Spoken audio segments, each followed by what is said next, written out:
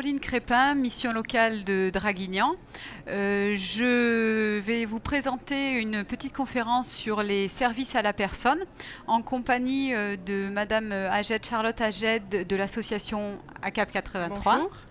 Et de Martine Fleuret du groupement économique solidaire Sandra. Bonjour. Voilà. Donc aujourd'hui, si on a choisi de vous parler des services à la personne, c'est parce qu'il y a encore beaucoup de recrutement dans ce secteur-là, malgré la période de crise que l'on vit actuellement. On a constaté également, depuis ces 20 dernières années, une évolution des modes de vie. On a les deux parents qui travaillent, on a une population une évolution démographique, une population vieillissante qui forcément a besoin d'être accompagnée pour pouvoir concilier vie professionnelle et vie familiale, mais également besoin d'accompagner les personnes âgées pour rester autonomie. Merci. Donc, ce qu'on appelle service à la personne, ce sont des services rendus au domicile d'un particulier dans le but de simplifier, faciliter la vie quotidienne. C'est pour répondre à des besoins spécifiques des familles, pour concilier la vie professionnelle et la vie de famille. L'intervention est effectuée au domicile des personnes et elle est très souvent mis en place par des personnes qui sont qualifiées, comme des assistants de vie aux familles. Alors, il y a différents diplômes qui permettent d'accéder au métier du service à la personne, mais on a choisi, donc, par exemple, l'assistante de vie, parce qu'elle s'adresse à un public qui est fragilisé. Par public fragilisé, on entend les enfants de moins de 3 ans, les seniors de plus de 60 ans et puis des personnes handicapées ou dépendantes. On va vous présenter un petit film qui présente donc le métier d'assistant de vie aux familles pour illustrer le métier tout simplement. Dans les métiers de l'aide à la personne, on a pas mal de public féminin et on a choisi une vidéo justement où ce n'est pas une femme contrairement aux habitudes, c'est un homme donc qui exerce le métier d'assistant de vie sociale.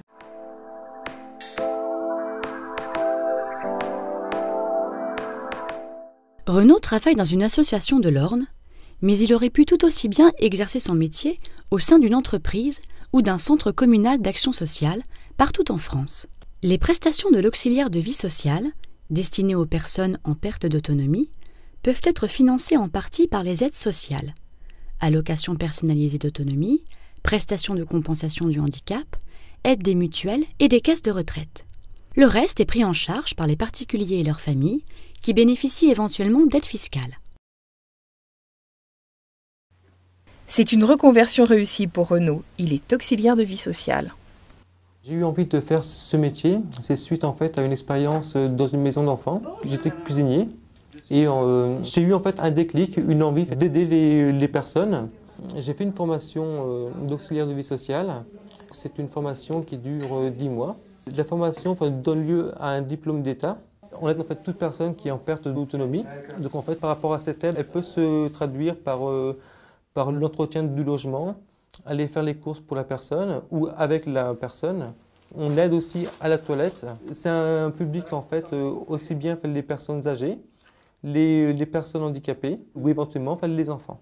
Il faut vraiment être à l'écoute et puis vraiment être dans l'aide, mais pour vraiment faire la part des choses. On peut être éventuellement confronté à la mort, donc il ne faut pas non plus s'attacher, il faut savoir se préserver.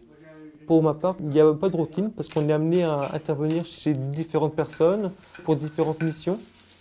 Le profil d'un candidat à l'auxiliaire de vie sociale, ça doit être quelqu'un qui doit être dynamique, qui doit aimer le contact avec les gens et s'adapter à différentes situations puisque c'est assez varié. Ça doit être quelqu'un de disponible, de mobile.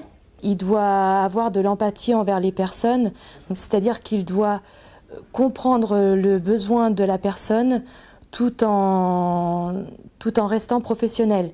D'accord, je coupe pas la porte, pas de problème. Allez, à demain. L'auxiliaire de vie sociale peut, en passant 2 modules complémentaires, être AMP, aide médico-psychologique. Et vous pouvez également, en externe, passer une formation pour être TISF, technicien de l'intervention sociale et familiale. Il y a aussi la formation plus approfondie sur la maladie d'Alzheimer, les formations sur la nutrition et les formations autour des enfants. Moi, ce qui me plaît le plus dans ce métier, c'est vraiment être dans l'aide à la personne. C'est vraiment se sentir utile pour rendre service. Voilà. Je pense me spécialiser peut-être à faire des petites formations sur la maladie d'Alzheimer.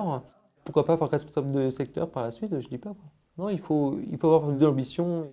Le métier d'auxiliaire de vie sociale requiert qualité relationnelle et esprit d'initiative. Notez que les déplacements sont fréquents.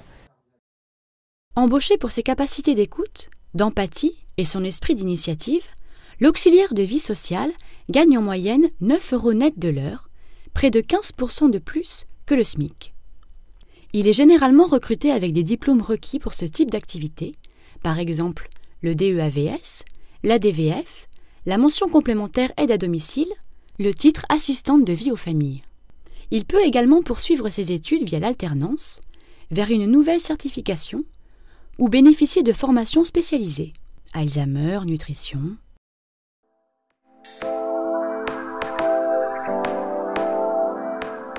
Donc voilà, là c'est une petite illustration d'un métier des services à la personne.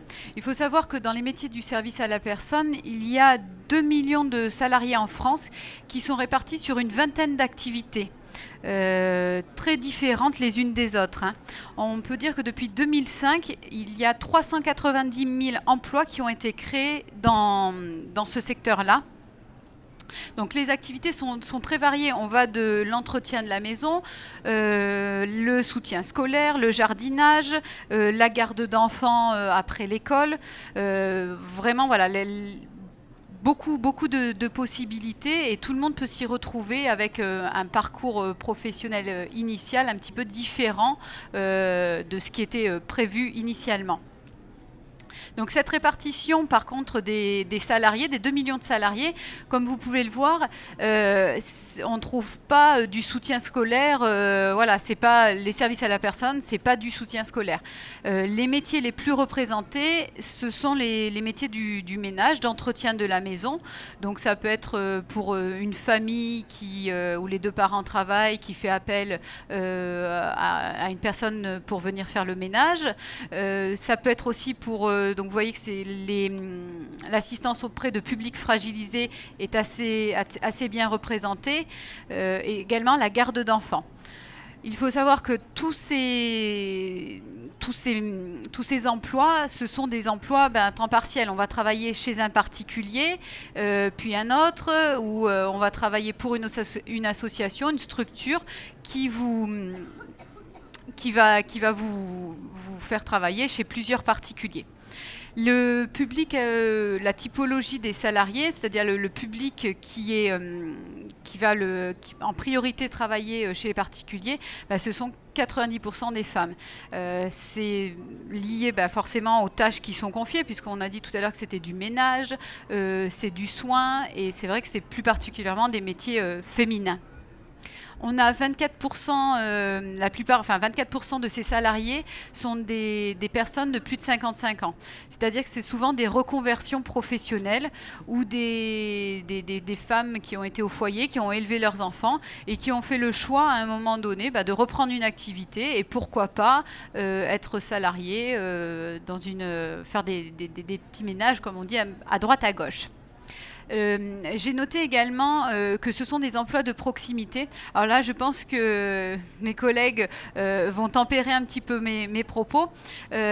Pour les personnes qui travaillent pour des particuliers directement, la plupart du temps, le travail chez le particulier se fait chez un particulier de son village, de sa commune. Voilà, ça c'est quand le particulier embauche directement Le salarié. Je crois c'est un petit peu différent quand on est recruté par un organisme de service à la personne. Là, forcément, vous faites en fonction aussi de la demande et le salarié est amené à faire un petit peu plus de kilomètres. Voilà. Donc je voulais vous présenter le métier parce que comme on a vu tout à l'heure, le métier qui est le plus représenté, c'est le métier d'employé de ménage. Je vais vous passer une petite vidéo sur l'employé de ménage.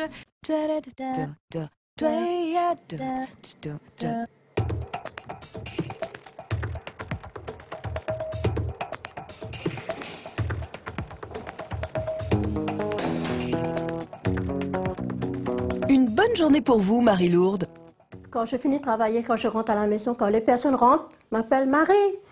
Merci beaucoup, ma maison, c'est bien, très bien.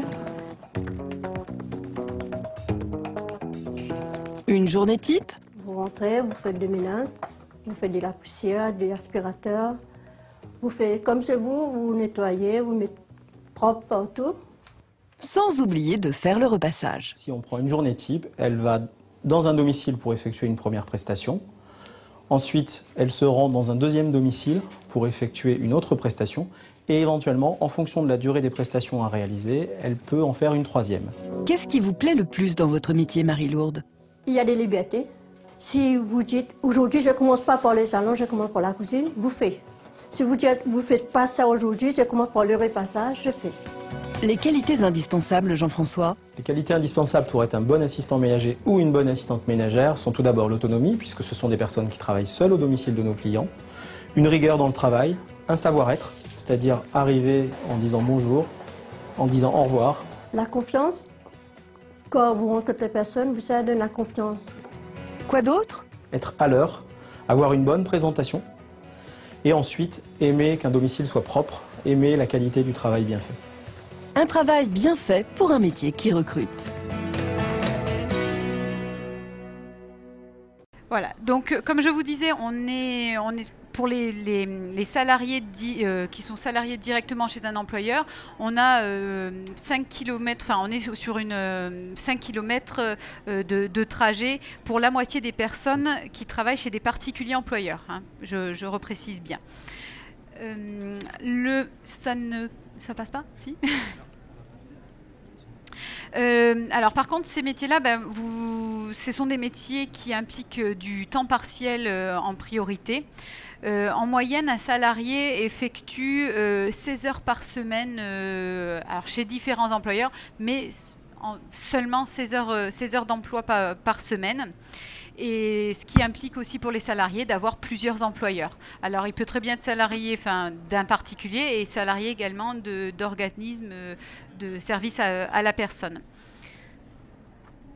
Alors je vais vous présenter quelques chiffres sur notre territoire. Quand je dis notre territoire, on est obligé de prendre, les recherches qui ont été faites impliquent des territoires plus vastes que simplement la Dracénie. Donc quand on prend le territoire de Draguignan, Cogolin et Fréjus, les projets de recrutement sont de 298 employés de ménage, 260 aides à domicile. Alors ces projets de recrutement, je vous en parle parce que la spécificité, c'est que quand on échange avec des organismes de service à la personne, par exemple, ils nous disent qu'ils ont du mal à recruter. C'est pas, oui, il y a des projets de recrutement, mais surtout, il n'y a pas forcément le public qui va en face, le public qui est prêt à faire ses trajets, qui est prêt à travailler un petit peu en décousu, hein, c'est-à-dire un petit peu le matin, un petit peu à midi, un petit peu le soir, avec des périodes d'attente entre les deux. Donc c'est sans doute pour ces raisons que on a du mal à recruter dans ce secteur-là. On a autant de mal à recruter dans ce secteur-là que pour les emplois saisonniers. C'est le retour des employeurs. Sur le Var, si on rentre un petit peu plus sur le Var, l'an passé, il y a eu en aide ménagère 1513 offres qui ont été déposées, avec près de la moitié ce sont des offres donc en CDI. Alors toujours pareil, hein, comme vous voyez, que ce soit dans l'aide ménagère, dans l'auxiliaire de vie ou l'auxiliaire de vie sociale auprès d'enfants, c'est du temps partiel hein, qui prédomine. Mais ce temps partiel peut permettre aussi à certaines personnes de concilier justement vie de famille et vie professionnelle. Alors, les modalités d'intervention, parce que quand vous intervenez chez un particulier, il y a deux types bien précis d'intervention. Donc, soit vous êtes salarié directement par un particulier, et dans ce cas-là, c'est le particulier qui va s'occuper des fiches de paie, de faire les déclarations, voilà, de toute la partie administrative. Soit vous travaillez pour un organisme de service à la personne, alors qui peut être sous forme d'association, d'entreprise. Hein. Là, il y a vraiment différents statuts qui existent. Je ne rentrerai pas dans le détail. Et dans ce cas-là, c'est l'organisme de service à la personne qui va s'occuper de toute la partie administrative. Alors, là, c'est vrai que sur ce plateau, ce sont des organismes de service à la personne qui sont présents, mais je voulais vous montrer qu'il est possible aussi, alors avec un statut d'entreprise, de travailler auprès des particuliers. En vous présentant donc là un agent d'entretien des espaces verts qui effectue donc des prestations chez les particuliers. Donc voilà, Jean-Marie, agent d'entretien de jardin.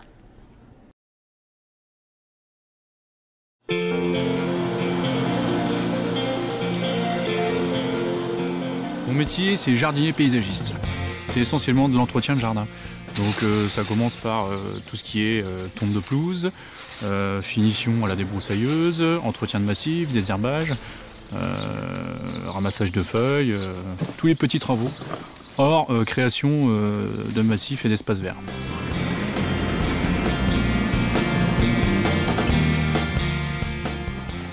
Alors dans le cas du service à la personne, je n'ai pas le droit de vendre de végétaux, je n'ai pas le droit de faire de grosses tailles, d'élagage. Bonjour André, ça va? Ouais. Bien, merci. Salut Jonathan. Comme d'habitude? Comme d'habitude. Je suis de formation agricole. Je me suis orienté un peu plus tard sur le jardin. J'ai été notamment responsable de jardinerie ou dans le commerce. Et par la suite, j'ai voulu avoir ma propre entreprise et je me suis orienté sur ce qui me plaisait le plus, donc le jardinage. Le matin, quand on part au travail, ce qu'on se dit, c'est déjà on regarde le ciel. On regarde quel temps il va faire à la météo et on se dit soit on va passer une chouette journée au soleil ou alors une journée un peu pourrie sous l'eau. Donc en fonction de ça, on ajuste le planning.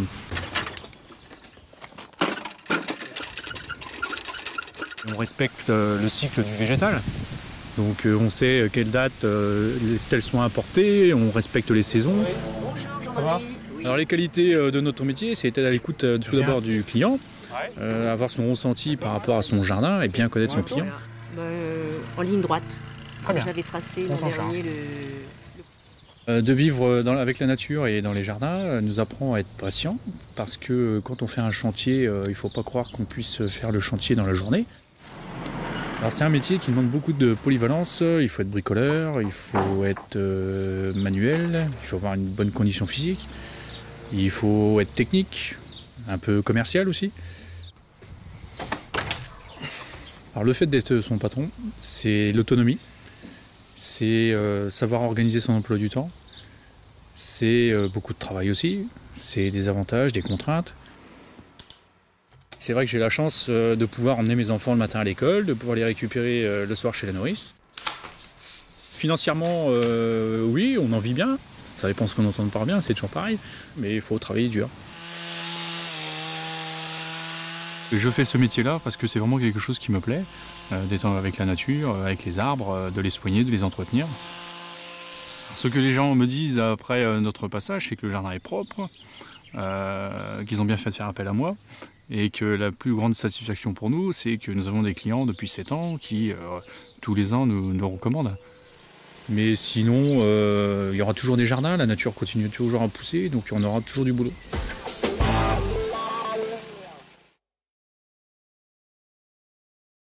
Donc le métier qui vous a été présenté, si vous vous rappelez un petit peu du diagramme que je vous avais présenté tout à l'heure, c'est pas le métier le plus représentatif des services à la personne, hein.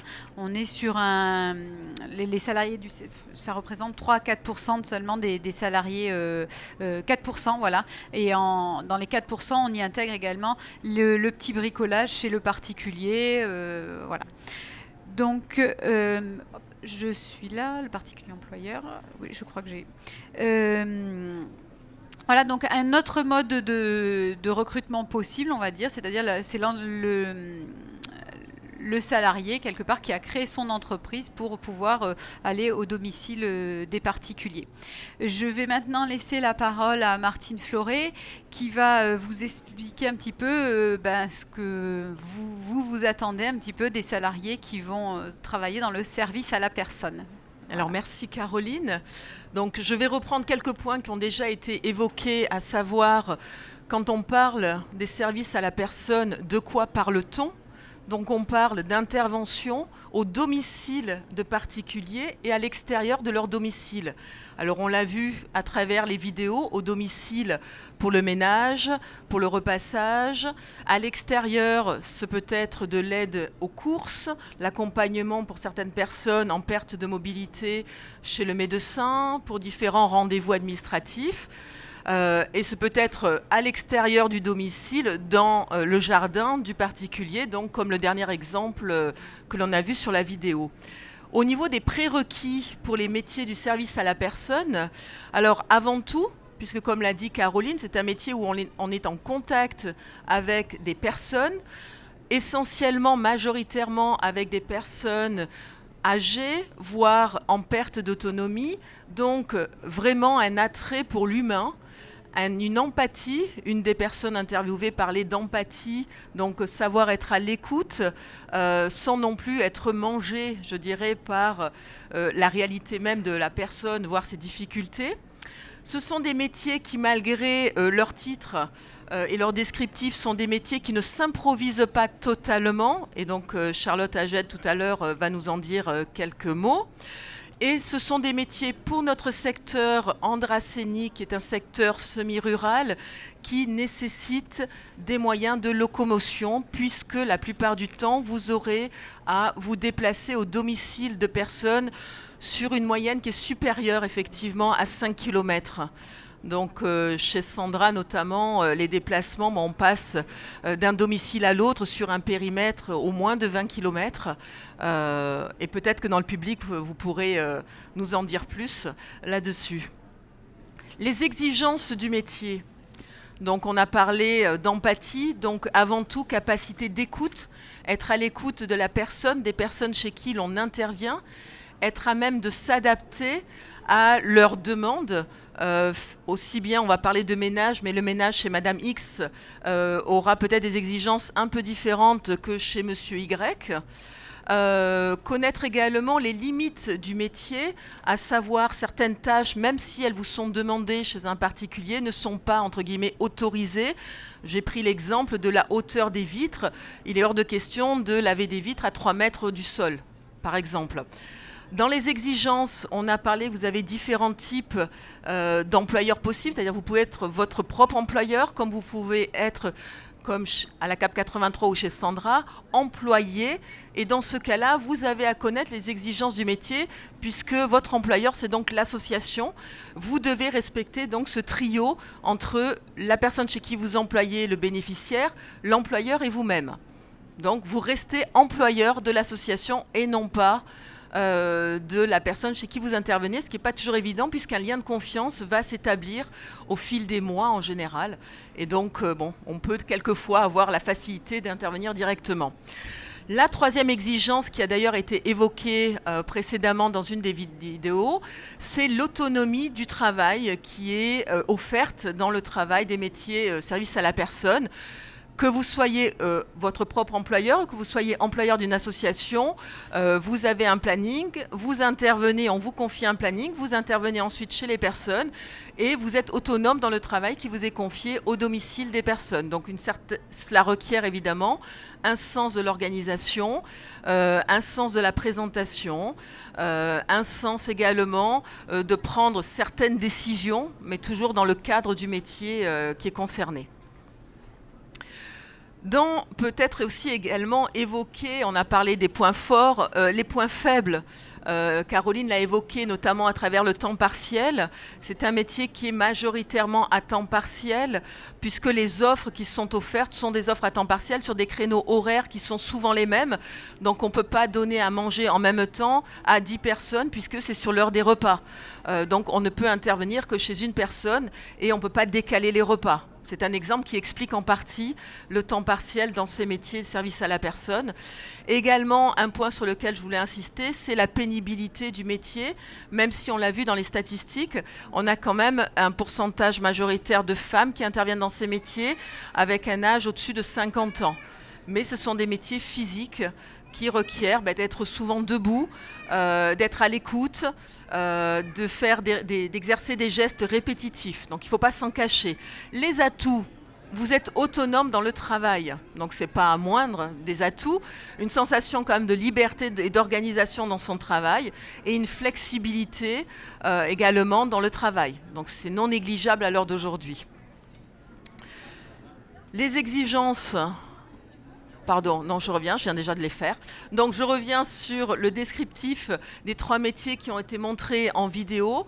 Donc, le métier, je dirais, le plus commun, le plus demandé à la fois chez nous et à la fois de la part d'employés. Donc, le métier d'aide ménagère. Donc, cela requiert que la personne soit efficace et professionnelle.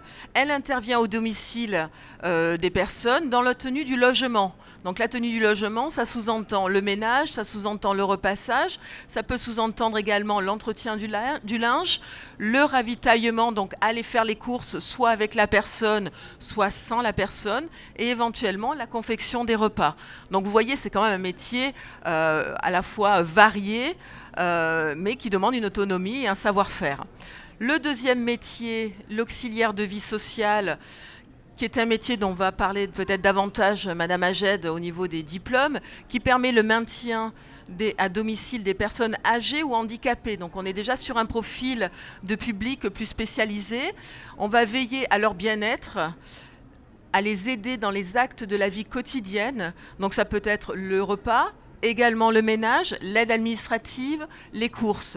C'est un métier qui demande par ailleurs, comme on l'a dit précédemment, une bonne condition physique puisque vous allez peut-être être amené également à l'aider à se soulever.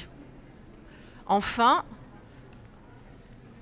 le troisième exemple au niveau du bricolage, qui correspond à la 3e vidéo sur jardinage, bricolage, qui représente un pourcentage faible dans les métiers du service à la personne, mais qui est quand même réel. Donc c'est effectuer des petits travaux de jardinage, de bricolage, ne nécessitant pas de qualification professionnelle et pouvant être réalisés en général dans 2 heures de temps. Voilà, je vais laisser maintenant la parole à Madame Aged qui va nous présenter les diplômes. C'est vrai que là, on est resté un petit peu centralisé sur 3 métiers. On va rester un peu dans cet esprit-là par rapport à la présentation des formations avec Madame Aged. Mais on peut très bien avoir dans les métiers du service à la personne des assistants administratifs. On peut avoir, donc on en a parlé tout début, du soutien scolaire aussi. Alors, c'est pas forcément les spécialités d'ACAP 83 ou de Sandra, mais voilà, ça peut être aussi venir faire du soutien scolaire, la garde d'enfants. Là, c'est vrai qu'on a, d'ailleurs sur le forum, on a plusieurs structures qui sont spécialisées dans la garde d'enfants au domicile. Voilà, enfin, pour vous dire que c'est pas simplement 3 métiers. Je vous ai dit au démarrage, c'est une 20aine de métiers possibles dans le service à la personne. On va vous présenter maintenant donc les formations, quelques formations parce qu'on ne peut pas être... voilà, oui. Tout est large. Alors, effectivement, le secteur de l'aide à domicile est un secteur qui se professionnalise et donc il y a différentes formations qui sont possibles pour accéder à ces métiers. Nous, on va se centrer sur les 2 formations phares du secteur de l'aide à domicile. Donc on va avoir en premier le titre professionnel d'assistante de vie aux familles. Donc c'est bien un titre professionnel, donc c'est une qualification qui est reconnue. Pour pouvoir entrer en formation, il n'y a pas réellement de diplômes qui sont requis. L'objectif c'est de savoir lire et écrire afin de pouvoir suivre cette formation-là. Donc une des conditions, effectivement, hein, c'est ce que disait Martine Fleuret tout à l'heure, c'est d'aimer s'occuper des autres, avoir de l'empathie. Effectivement, comme après on va être amené à occuper le poste d'assistante de vie aux familles, il faut à la base aimer s'occuper des autres. C'est un métier qui est essentiellement tourné vers les personnes âgées, même si on va voir que dans le contenu de la formation, il y a différents aspects, notamment la garde d'enfants également, mais il est vrai que la majeure partie de l'activité reste quand même tournée vers les personnes âgées. C'est-à-dire que si on fait cette formation, c'est pour en priorité travailler avec les personnes âgées. Si on veut pour travailler avec les enfants, c'est pas forcément adapté. C'est une formation qui est accessible après pour s'occuper des enfants, mais c'est vrai que ce n'est pas la majorité des recrutements, donc il vaut mieux le savoir avant d'entrer en formation d'assistante de vie aux familles. Ensuite, ces formations, donc leur durée, ce sont des formations généralement de 6 mois, avec 3 fois 3 semaines de stage. Ces stages sont dans différents secteurs d'activité pour que les stagiaires puissent justement avoir un panel d'activités et puissent choisir à la sortie de la formation le secteur d'activité dans lequel ils sont le plus à l'aise. Donc il y a les maisons de retraite qui sont des structures souvent médicalisées, les associations d'aide à domicile dont on vient de parler, et également la petite enfance. Donc, par exemple, un stage en crèche pour la petite enfance. Il va y avoir une évolution prochaine de cette formation afin d'avoir une formation sur la partie handicap. Effectivement, l'aide aux personnes handicapées se développe de plus en plus et elle n'était pas insérée jusqu'à présent dans cette formation.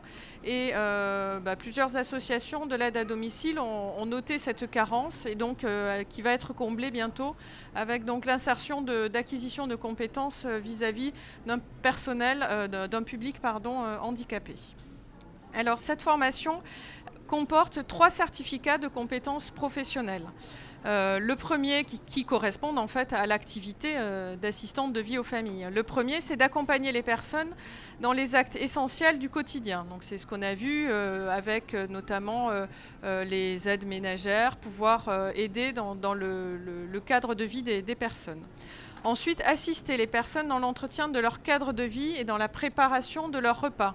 On est totalement dans la vidéo que l'on a vue tout à l'heure. Et également relayer les parents dans la prise en charge de leurs enfants à leur domicile, qui est donc la 3e partie de cette formation. Alors, cette formation, elle est validée donc par un... Attendez, je m'y retrouve. Voilà.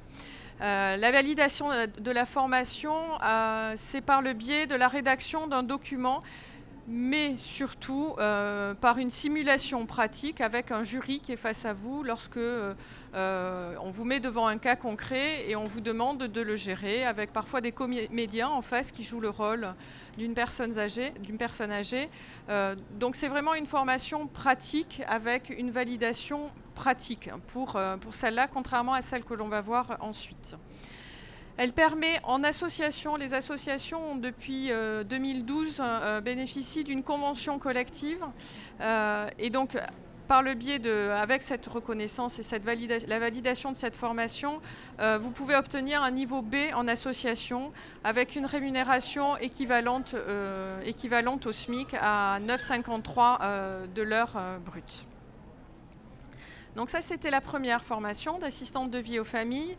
Il y a une seconde formation phare dans l'aide à domicile qui est la formation, le diplôme d'état d'auxiliaire de vie sociale, qui donne accès également à un diplôme, mais qui est d'un niveau légèrement supérieur à celle d'auxiliaire de vie sociale, puisqu'il vaut mieux avoir, pour y rentrer, environ un niveau de 3e. Pourquoi ? Parce que en fait, ça va être une formation qui va être plus scolaire, on va le voir ensuite. Donc il faut quand même avoir un niveau de 3e pour pouvoir être à l'aise lors du parcours de formation. On retrouve les mêmes prérequis pour tout le secteur de l'aide à domicile. C'est donc aimer s'occuper des autres et notamment aimer s'occuper des personnes âgées puisque c'est là où il y a le plus d'activités au sein de nos associations. Alors, la formation donc, est plus scolaire, c'est ce que l'on vient de voir. Il y a 8 mois de formation qui représentent 1064 heures de formation, avec 560 heures de stage. Et on retrouve les mêmes secteurs d'activité pour les stages. Ce sont les maisons de retraite qui seront essentiellement médicalisées, les associations d'aide à domicile et la petite enfance. En revanche, il y a plus de modules. C'est une formation qui est plus longue, donc on développe plus les différents modules. Il y a un premier module de connaissance des publics, donc on va étudier les publics fragilisés, 10 publics fragiles, qui vont être les enfants de moins de 3 ans, les personnes âgées et les publics handicapés. Ensuite, il va y avoir une formation sur l'accompagnement et l'aide individualisée dans les actes essentiels de la vie quotidienne.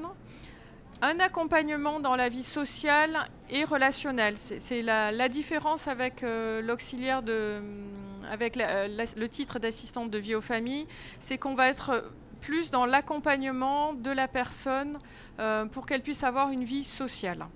Donc c'est pour ça qu'il y a ce module qui est inséré dans la formation.